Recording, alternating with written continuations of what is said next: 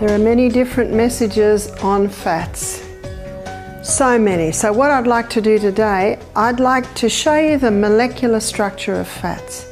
You see, when you understand the molecular structure of fats, then you begin to understand how the body uses it. You begin to understand why the body uses it in that way. So you will never again be swayed by popular opinion on should we eat fats, what are the best fats, what are the bad fats. I'm going to begin by showing you the omega-3 fatty acid. Omega-3 is a fat that we hear a lot of, and the reason for that is that it's an essential fatty acid. You might often see it written like this, EFA, essential fatty acid. What essential means is that the body cannot make it, you have to put it in. Whenever you read the word essential, that's what it means. And what are we told is the highest source of omega-3? Fish. And yet no creature can put omega-3 into their fatty acid chain, only plants can.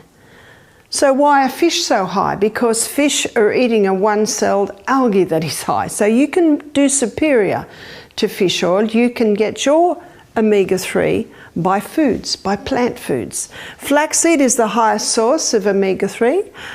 Flaxseed and linseed are basically the same thing. Chia seed is the second highest source of omega-3. What I'd like to show you now is why it is so important in the body.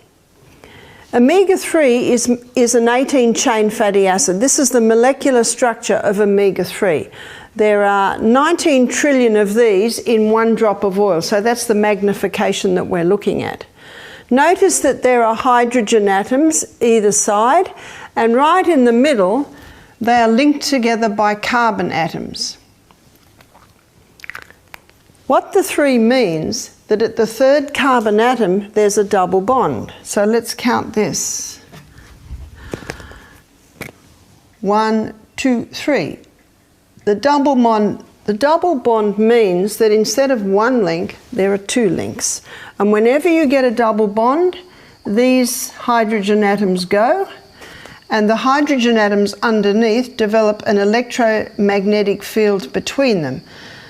As a result, they start to repel each other, and that causes a kink in the chain because of this repelling action. In omega-3, or the omega-3 found in flaxseed and linseed, there are 3 double bonds. So 1, 2, 3, we've got another one there, 1, 2, 3, and we have another one there. So these double bonds are gone. These hydrogen atoms are gone. And the electromagnetic field is happening underneath. This causes 3 kinks in the chain. Number 2 kink, number 3 kink. Causing the oil to be a very fluid oil. It's a very thin oil because of its 3 double bonds. What do they paint cricket bats with? With linseed oil, because it disperses so easily. So when you eat this oil, it causes the blood to thin. It disperses on the skin. It's a lovely oil to take via mouth, so you get nice supple skin. The body loves using this omega-3 for cell membrane function and repair. So the name given to this oil is a polyunsaturated fatty acid. Poly meaning more than one double bond. Unsaturated because there are 3 empty spots on the fatty acid chain. Let's have a look at the effect of the double bonds in the body. They create an electromagnetic field.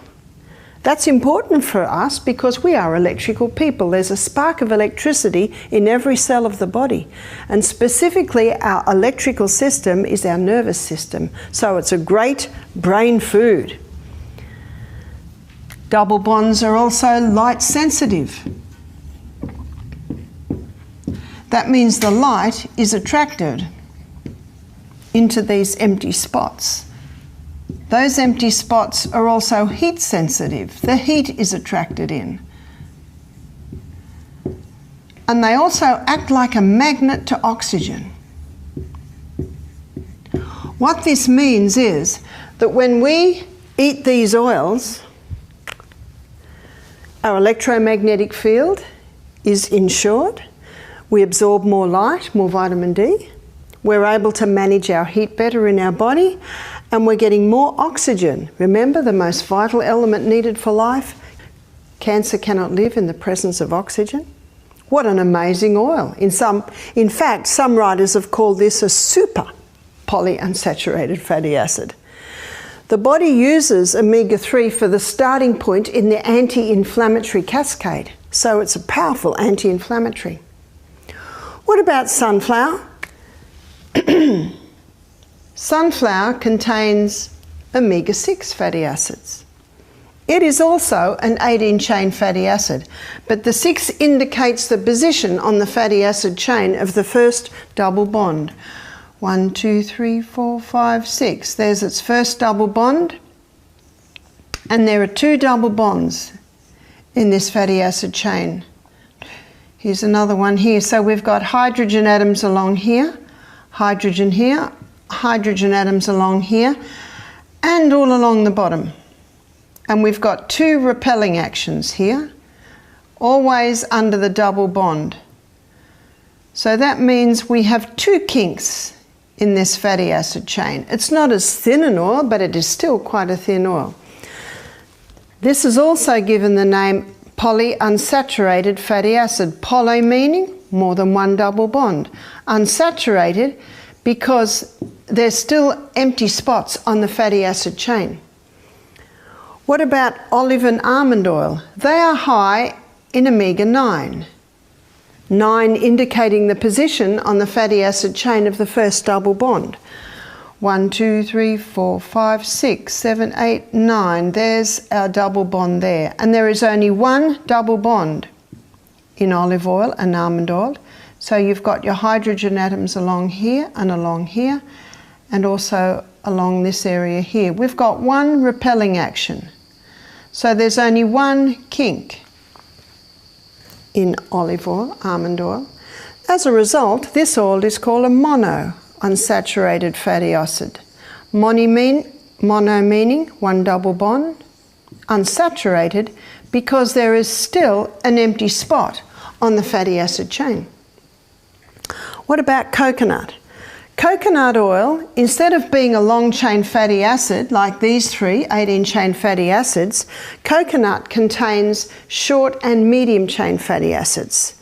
I have drawn a 10-chain fatty acid here, which is considered a short-chain fatty acid.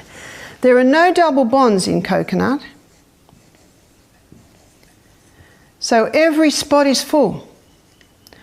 And in the cold weather, it's a solid fat.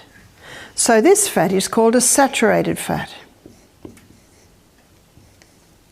Saturated because there are no double bonds. So what is the best oil? Well, which body function are you talking about? Because our body uses them all and it needs them all.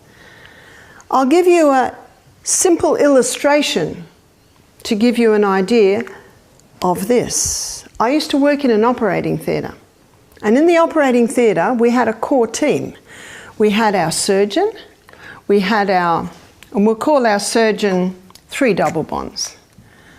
We had our assisting physician, there's 2 double bonds. We had our theatre nurse, 1 double bond. And we had our trolley boy, no double bond. Our trolley boy's name was Fred, and he was a very stocky, strong young man of about 35. He was very good at his job. He could lift the patients with ease. He was so strong. He was very good at scrubbing out infected theatres.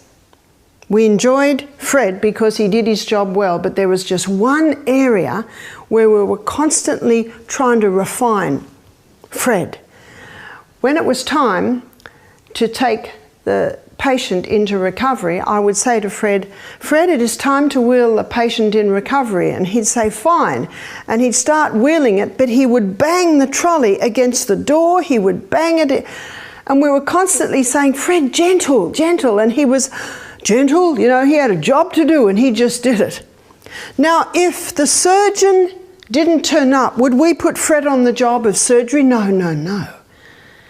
And if Fred didn't turn up one day, would we put the surgeon on Fred's job? No, no, no. The surgeon had beautiful hands and we don't want to hurt the hands. Can you see my illustration?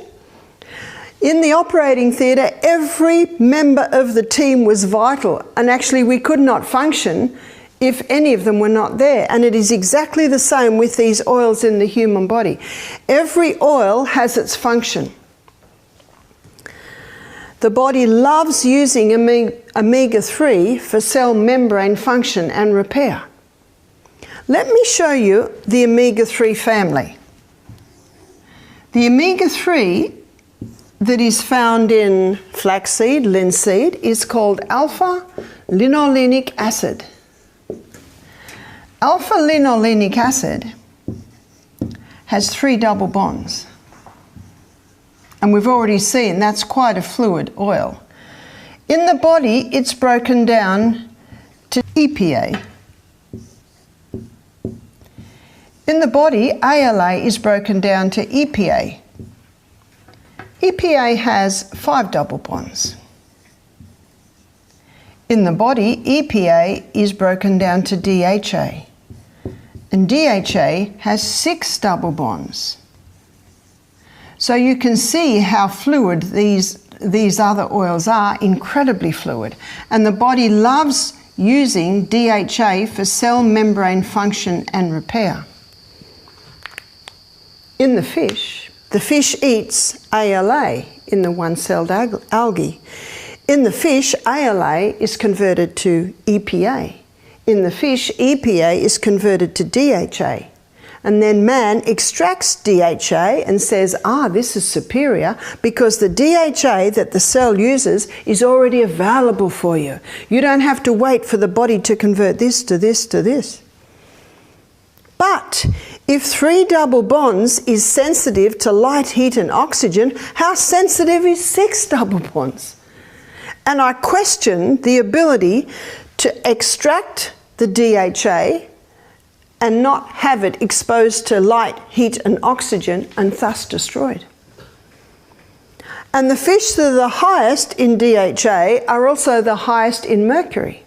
And of course the DHA, being a fat, is found in the fat. And so I believe it is much safer and much easier just to get your omega-3s from the flaxseed or the chia seed. Our waterways and our seas are very polluted today, and it's difficult to get fish oil that is not contaminated. So what is the best oil? Your body uses them for different functions. Your body loves using the omega-3 for cell membrane function and repair. Omega-6 and omega-9 are used as side issues, whereas the body loves burning coconut oil as fuel. Let me show you. Let's go to the gastrointestinal tract. Here is mouth, here is your esophagus, here is stomach, here is liver, here is gallbladder, bile duct comes down, and bile duct connects with the neck of the pancreas. And here is your duodenum, the first part of the small intestine. There's pyloric sphincter. The duodenum is lined with little villi. Let me magnify the villi. Up in the middle of the villi is the lacteal. This is part of the lymphatic system. And over the villi is a blood capillary network. Do you remember I said to you the other day, anything that goes in our gastrointestinal tract is not part of you or me till it gets broken down to tiny substances, then absorbed into the blood. Let me show you now what happens with the 3 long-chain fatty acids. They come into the mouth, they are not dealt with in the mouth. They come into the stomach, they are not dealt with in the stomach. They come into the duodenum, bile from the gallbladder emulsifies it or breaks it down into tiny little particles. Then pancreatic lipase further breaks it down to glycerol and fatty acids, and then it is absorbed through the brush border around the lacteal, going straight to the through the brush border around the villi and into the lacteal. So there's your lacteal there.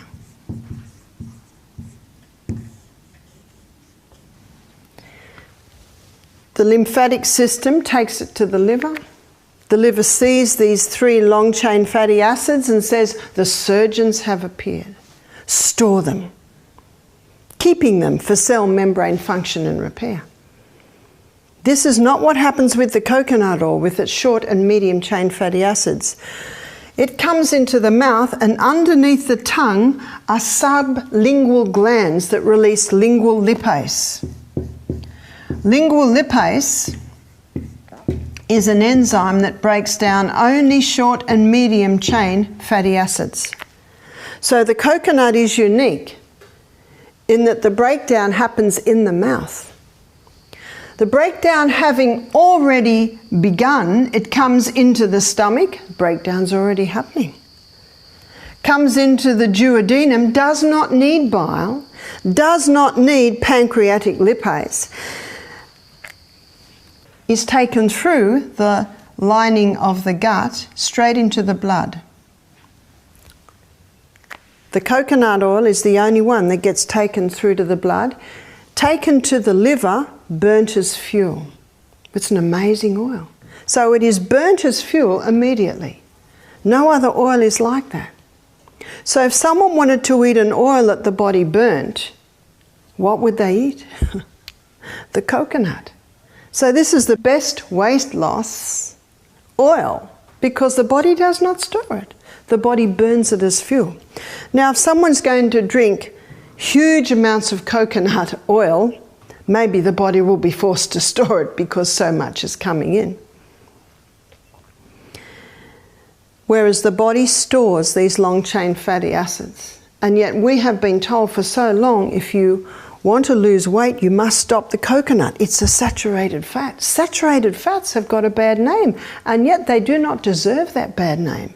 It can be like the farmer who got a whole lot of coconuts cheap. He gave them to his cows to fatten them up. The cows lost fat, put on muscles, started bounding around the paddocks. So if you want to lose weight, put on muscle and bound around the paddocks, what oil do you eat? The coconut. Coconut has a few fatty acids. One is lauric acid. And lauric acid is found in coconut, 48%. There's only one other food that has lauric acid. It's a strong antimicrobial fatty acid. Butter has 2%. That's the only other food that has it. Actually, breast milk has it too. They say breastfed babies are smarter because breast milk contains omega-3, omega-6, omega-9, saturated fats. It's an excellent fuel for babies, the best. Can't be equalled, actually. Coconut is also 40% antifungal. It's because of its other fatty acids as well as the lauric acid. It has caprylic acid and capri acid. It's an excellent oil. An excellent oil or cream or milk for people who have pancreatic problems or liver problems because it bypasses the need for bile and it bypasses the need for pancreatic lipase. And if you go into the supermarket and go to where they sell the baby formulas, the milk formulas, you will find in nearly every milk formula there will be either coconut oil or palm oil. And they add that to baby food because it's so easy to absorb, does not need the bile and does not need the pancreatic lipase. Dr. Bruce Fife has written several books on the wonders of the coconut oil. One's called Coconut Cures, one's called The Miracle Oil Coconut Oil, one's called Oil Pulling. His two most recent books are Stop Autism Now and Stop Alzheimer's Now. Excellent books. And they are both books on neuro degeneration and neuroinflammation. Stop Autism Now is probably more about children, whereas Stop Alzheimer's Now is more about adults and all cases of neurodegenerations. And he uses the coconut oil. There is one chapter in both those books, it's called The Ketone Miracle. And he gives the story of how in about 1920, a group of doctors were putting their patients on strict fasting to cure epilepsy. And it did. You see, in fasting, the fat cells are getting broken down to release energy, and they release something called ketones, which can be used as fuel. But ketones are neuroprotective and they're neurohealers. So what these doctors found is that they were getting phenomenal results with this fasting, but of course a person must eat.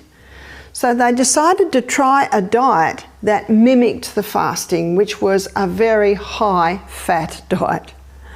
So they basically stopped all carbohydrates, they ate very few vegetables, high meat, high fat diet. And the same thing happened. It's called the ketogenic diet. The people did not return to their epilepsy, but a very, very difficult meal to eat because of the high fat.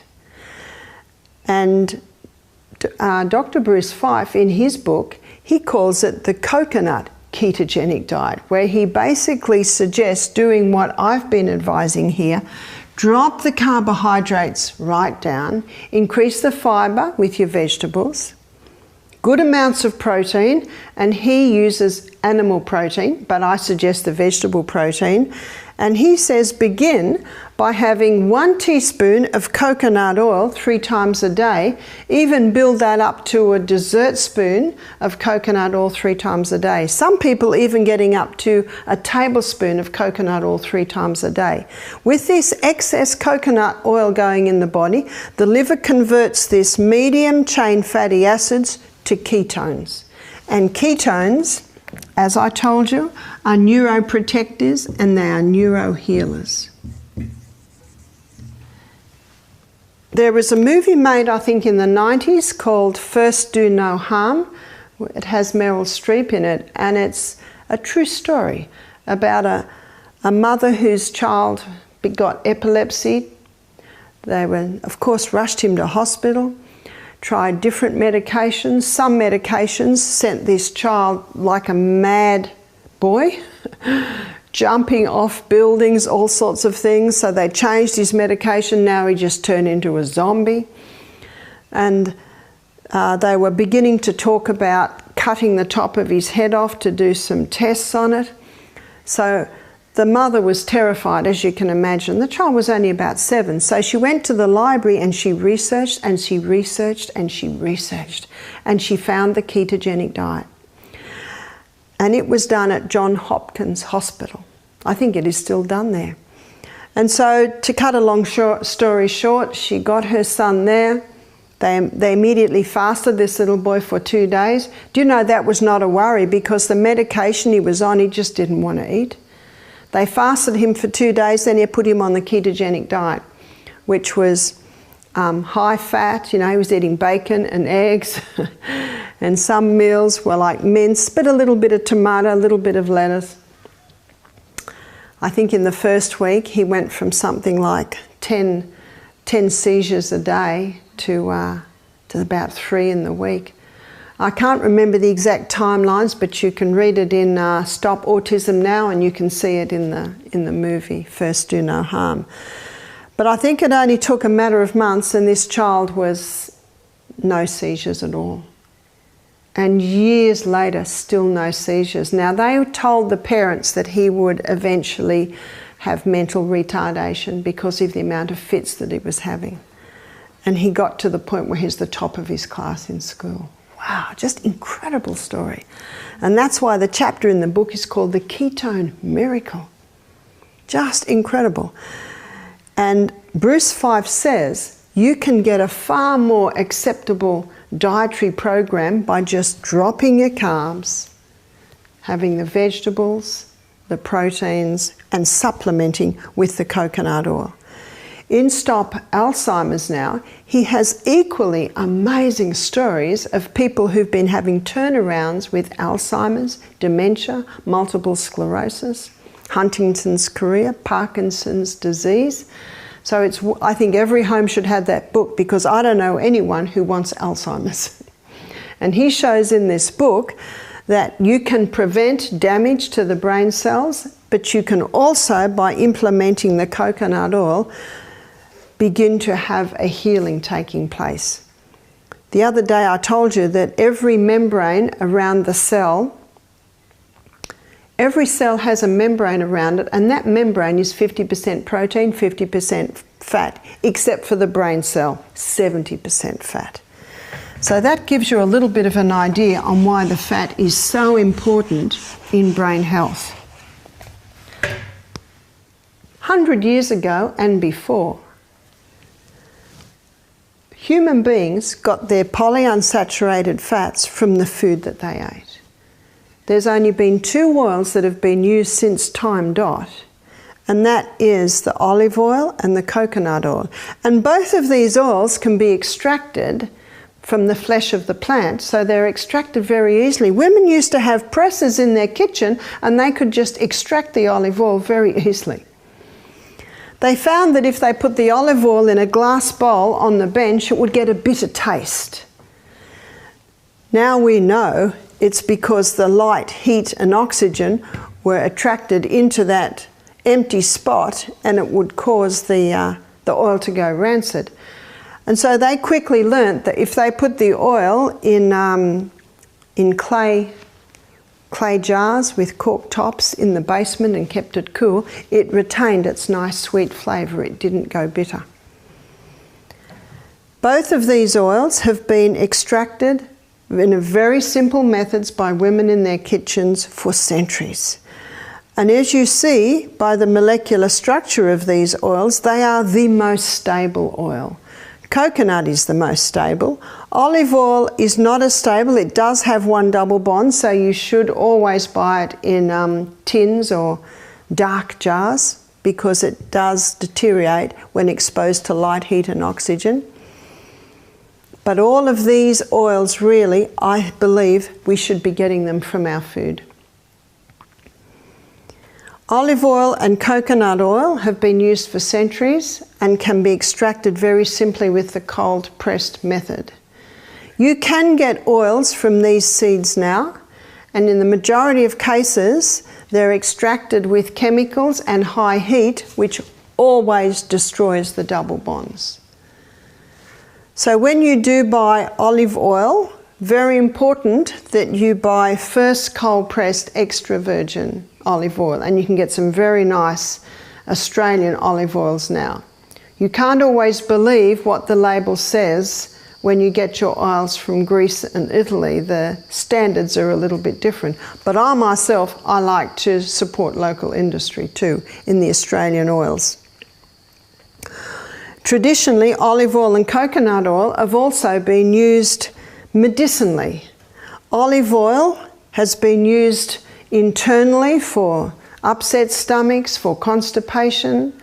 There's also a recipe that's been used for centuries to expel gallstones. It's 1/2 cup of olive oil, 1/2 cup of lemon juice, drunk before bed. That amount of oil causes the gallbladder to start releasing huge amounts of bile, and in the process the stones can be also released. I do caution anyone who wants to try it, you're best to use it with someone who knows what they're doing.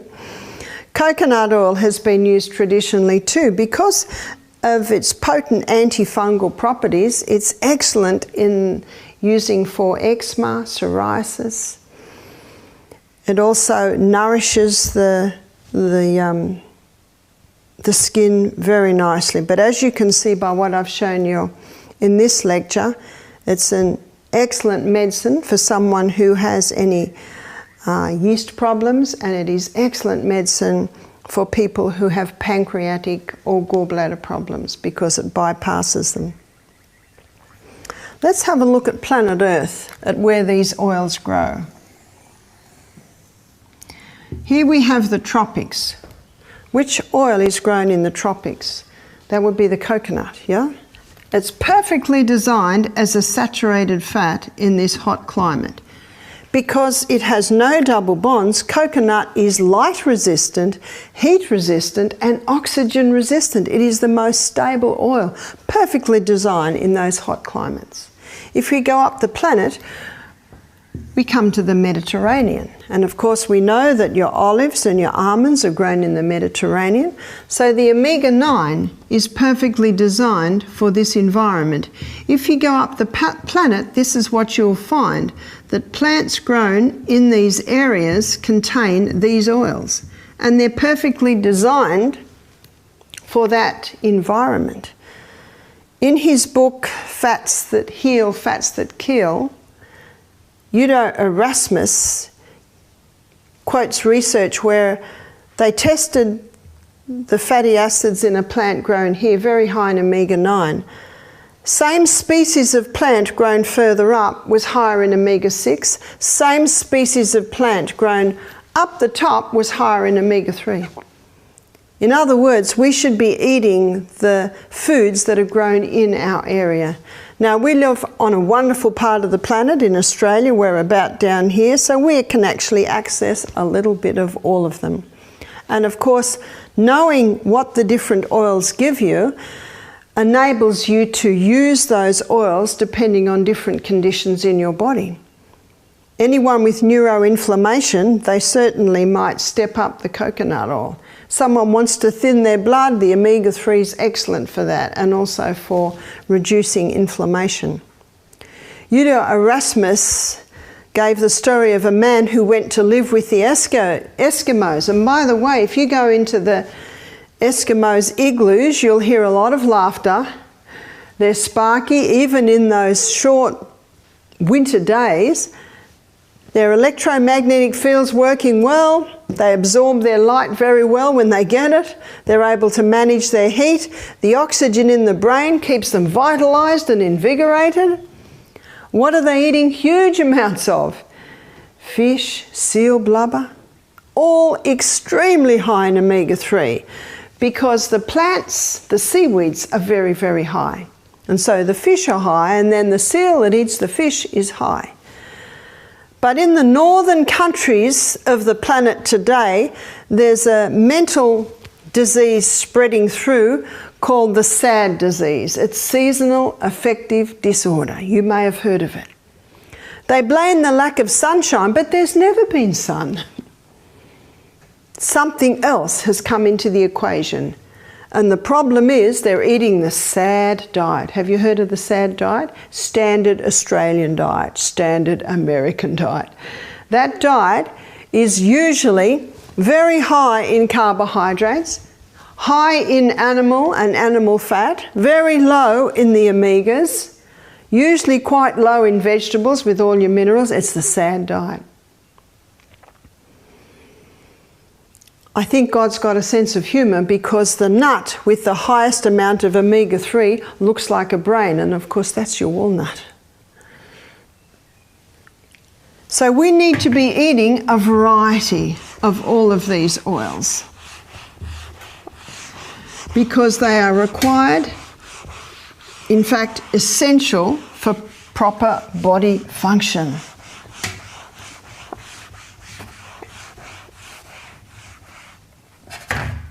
The question is asked, where do we get our calcium from if we're not eating any dairy products? Let me show you. This is a glass of milk. And this milk is high in protein and it is high in calcium. But animal protein is very dirty burning fuel. In fact, only 58% of it is burnt as fuel. And that's leaving a sulfur waste which has a very acid effect on the body.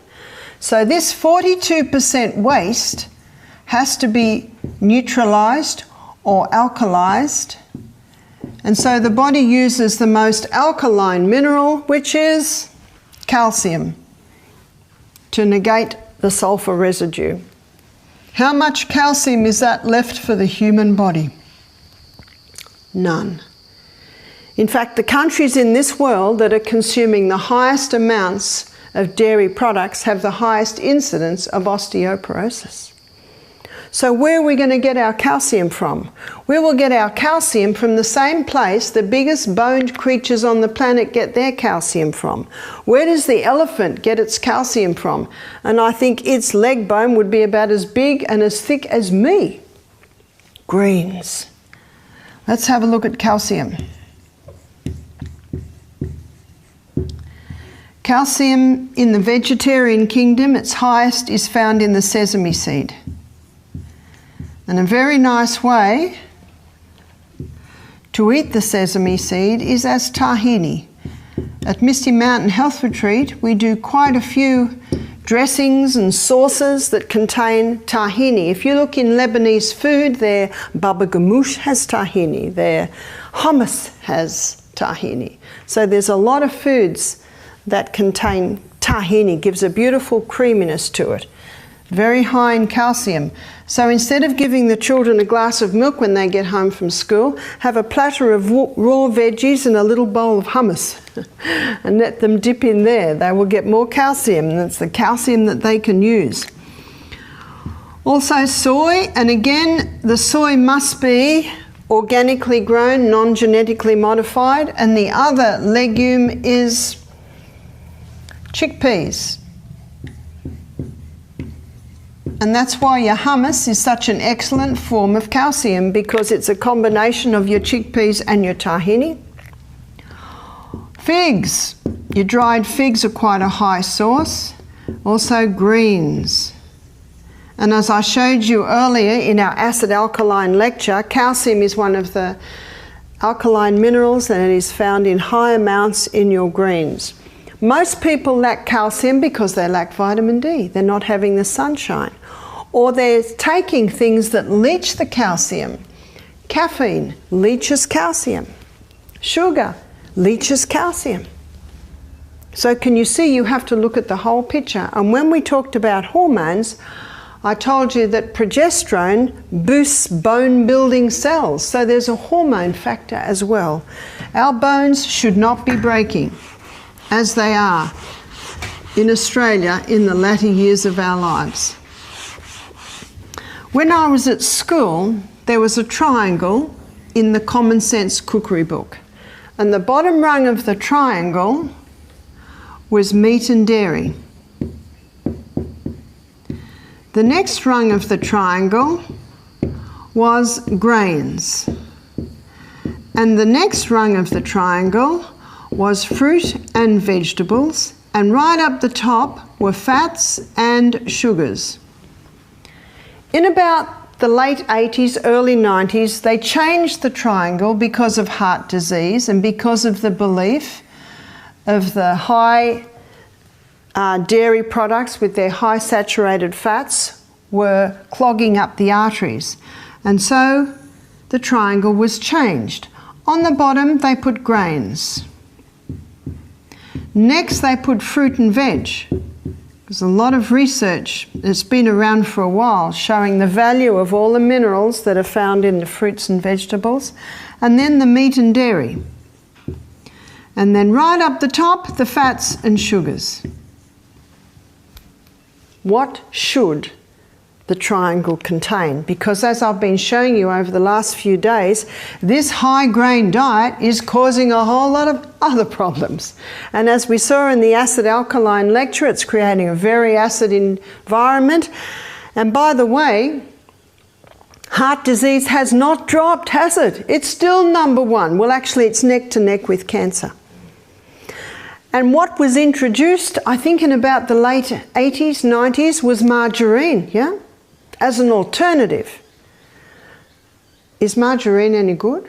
Well, let me show you how it's made. Let's make margarine out of this flaxseed oil. Well, we've got a problem. And the problem is the oil is liquid. So we have to make it solid. How is it made solid? They saturate it with hydrogen ions. To do that, they have to use a catalyst, and they usually use nickel or aluminium. So every tub of margarine has a trace of nickel or aluminium in it, and we also know how both those metals are contributing to Alzheimer's. So now it's saturated with the hydrogen ions, and this causes this hydrogen atom to flick over, as this one, as this one. Now the double bond has been lost and the oil is straight. And that's exactly what is wanted. Now you open the lid of the margarine and it'll spread. It'll spread very nicely. But this structure that I've drawn for you there is not known in nature.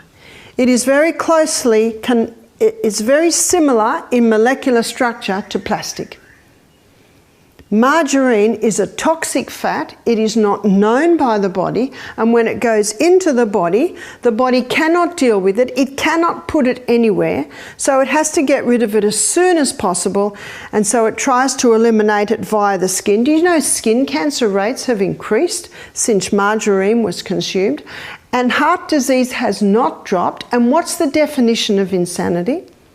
To do what you've always done and expect different results. It is not working. Margarine is a toxic fat. It should not go anywhere near the body.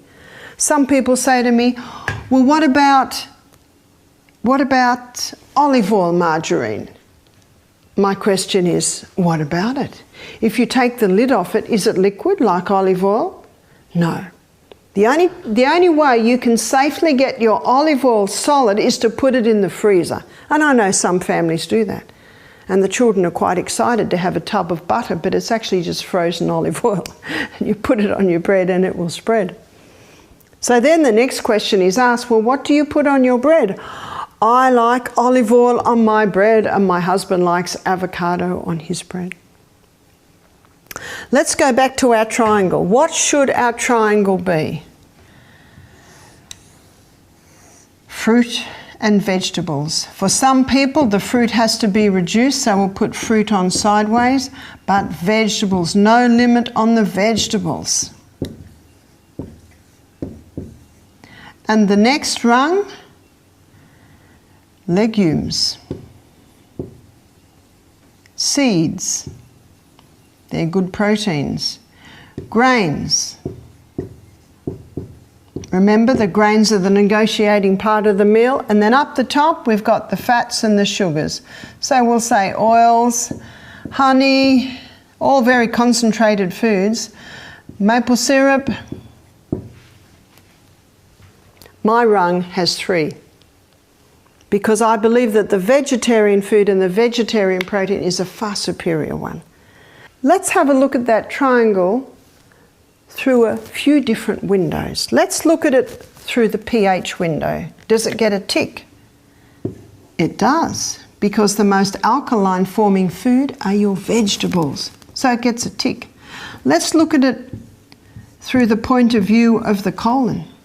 The colon needs to be swept every day. Vegetables are high in fibre, high in minerals, low in sugars.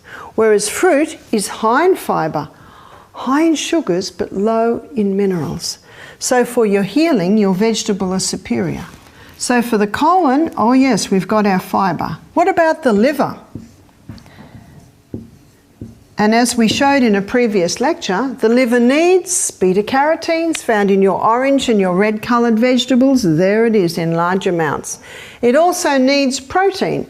Protein is coming through in your legumes, in your seeds. The other thing up the top here is your nuts. Nuts are an excellent form of protein, fibre and fats, but you must not overdo them.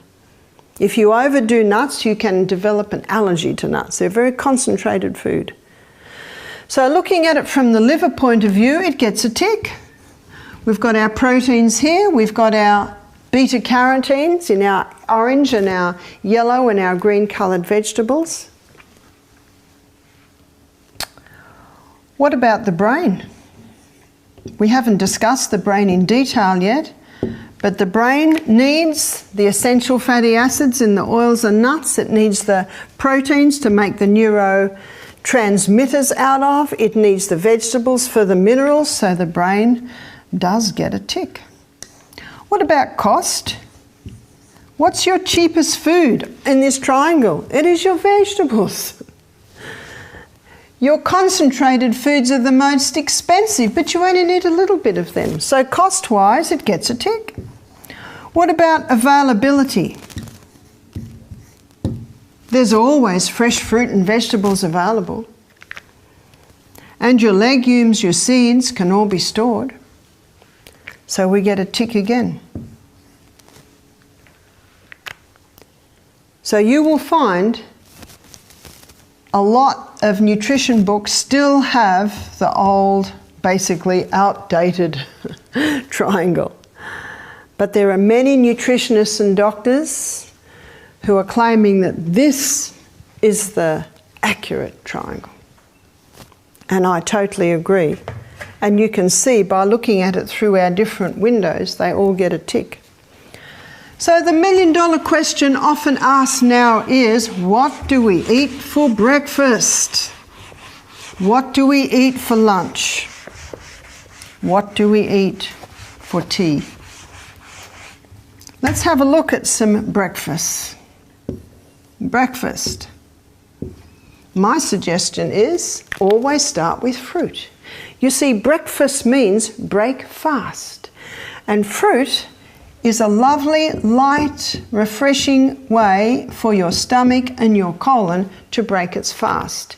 If a person has a yeast presence, if a person has diabetes, I would suggest they go for the low GI fruits. If a person is conquering cancer, I would say put fruit on hold initially. And then one may have a grain. It might be millet, it might be quinoa, it might be buckwheat. The Polish love their buckwheat. Aussies are getting used to it. Aussies like buckwheat pancakes. There are a variety of grains, and it allows the family to start getting used to different grains. And then on that, one might have some coconut cream. Remember, excellent oil. Or one might have the pear Brazil nut cream that I mentioned earlier.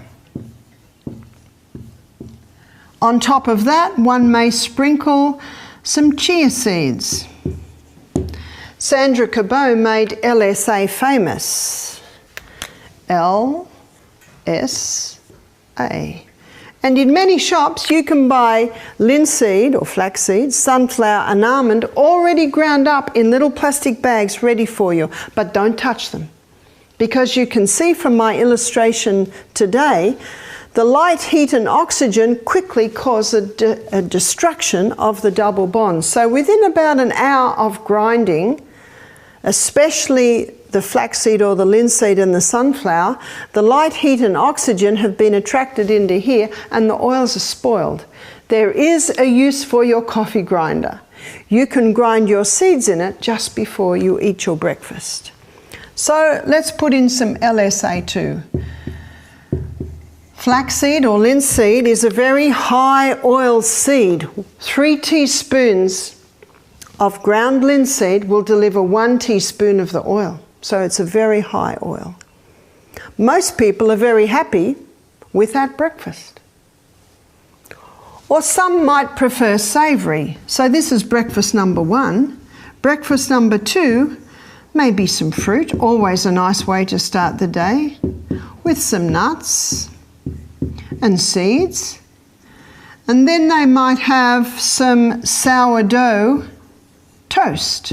If you're gluten-free, you might go to a millet toast. If you're not gluten-free, you might go to a spelt sourdough toast. You see, sourdough is just the way that the bread rises. It's a cultured bread. It breaks down the protein or the gluten in the grain, so sourdough bread is more digestible.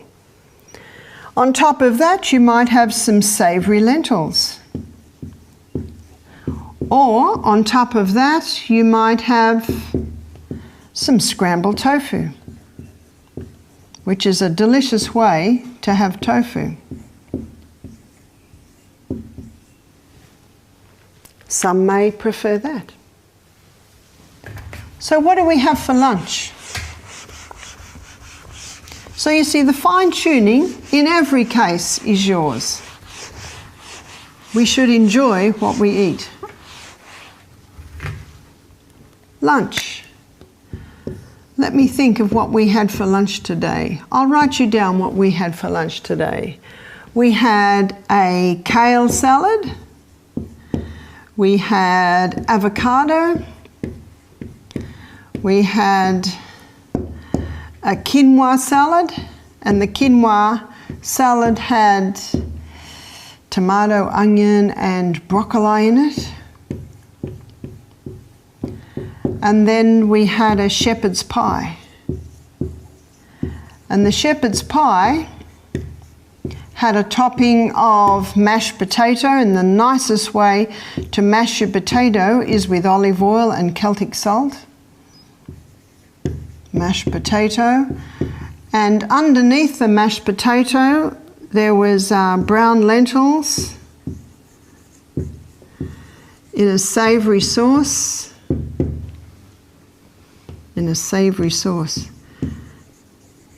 If you want to know how to make legumes taste amazing, buy an Indian cookbook, buy a Lebanese or Italian cookbook. They know how to make them taste nice. They know their legumes because for centuries that's what their protein source was. They don't have the land to graze the cattle. We had a couple come here, they're Lebanese, brother and sister. They were in their early 30s. They said, recently a friend of ours came for tea, and we said to our mum, "Mum, cook some lentils. Our friend is a vegetarian." She said, "I'm not going to serve poor man's food." You see, growing up in Italy, they saw the lentils as poor man's food. I said, well, now you can go back and tell her it's the rich man's food because it is such a superior protein, and there's so many things that you can do with legumes. You just need to find out what to do with them. What about tea? But first of all, where I go there, let's make an assessment of the fibre. Everything's got fibre. The protein. There's a little bit of protein in your quinoa or your quinoa. There's protein in your lentils. And I think that the lentils were made savoury with miso. Miso puts a lovely flavour in lentils. Am I right? Oh, I just got a shake. There was no miso in it today. Sometimes there's miso in it. So there's our protein and fats. There was coconut cream in this. Yes, I got a nod there. Olive oil in the mashed potato, and also some olive oil in the brown lentils. I got nods for all of that.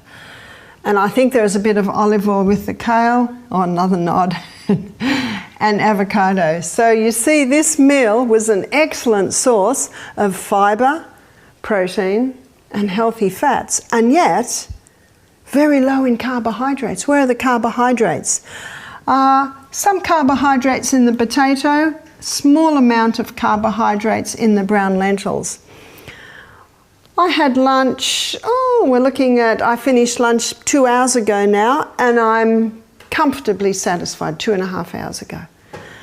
I have no want at all to eat now. And you will find when you feed children meals that are high in fibre, good amounts of protein and healthy fats, that there's just no desire or need to eat all day long. As a mother, I was not interested in being in the kitchen all day.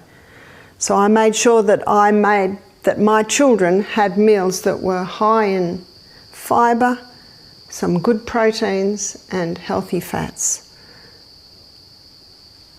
What about in the breakfast? I've rubbed off our breakfast, but I can recall our fibre was in our fruit. Actually, the fibre's in everything.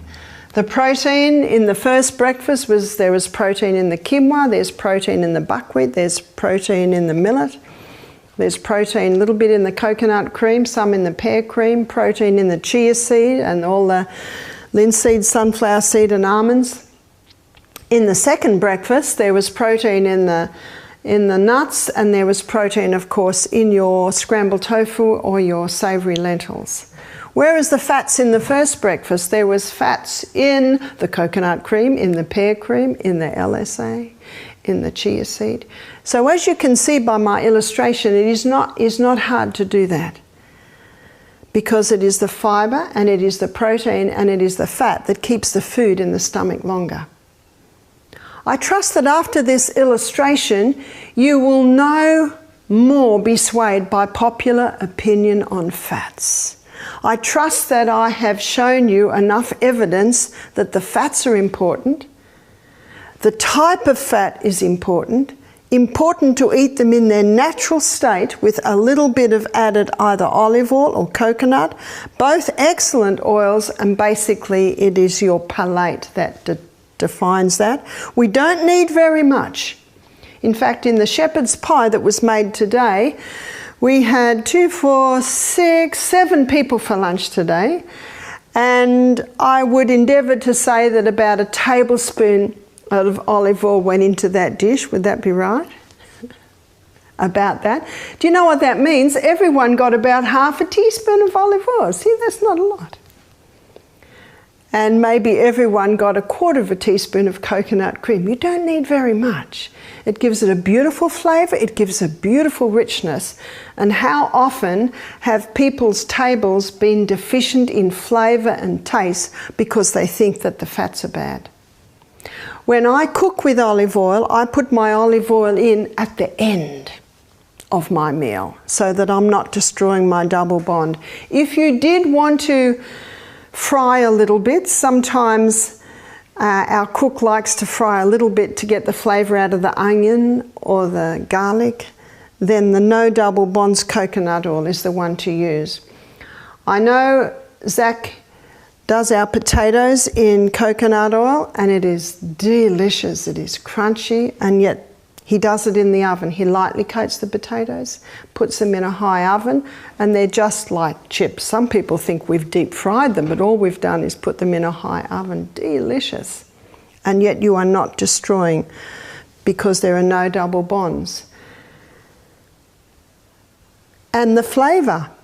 Most people don't even know that it's cooked in coconut oil because you can't even taste it.